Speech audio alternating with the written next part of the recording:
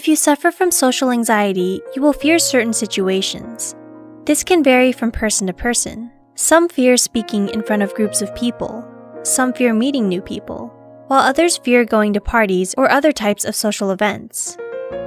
In whichever situation your fear arises, you'll probably experience sweating, blushing, feeling your heart race, or other symptoms of anxiety.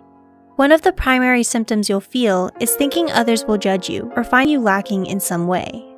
Not to worry though, no matter what your symptoms are or where they hit you, there are things you can do on your own to deal with your social anxiety.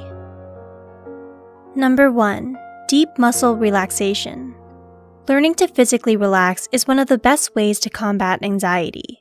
It is impossible to feel both relaxed and anxious. For deep muscle relaxation, you will tense, then relax the major muscle groups of your body, beginning with your feet and working your way towards your head and face. Number 2. Slow breathing. Controlling your breathing when you're anxious is another good way to deal with your emotions. When you're anxious, your breathing becomes faster and more shallow, and as a result, you'll feel lightheaded and dizzy, bringing on more anxiety.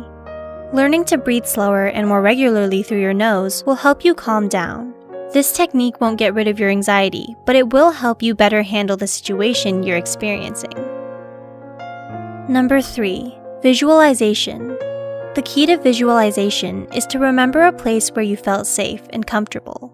Once you remember this place, get a picture of it in your mind so clearly that you can feel, see, smell, and even taste that place. This takes practice and patience. Number 4. Control your thoughts. Faulty thinking is a hallmark of social anxiety.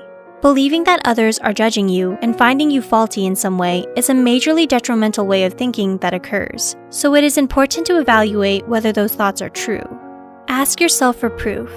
People with social anxiety tend to overestimate how badly others think of them. Keep in mind, your thoughts are only guesses about what others will think or what you will do. How you think is a habit, and habits can be changed. Number 5. Face your anxiety. Most people with social anxiety want to hide, avoid, or run away from whatever they're scared of. But by facing your anxiety instead, you'll find that it is usually something you can tolerate after a few exposures.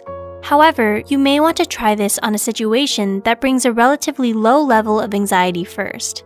When using this method, focus on what's going on around you instead of what's going through your mind. That should help you distract yourself from those anxious thoughts.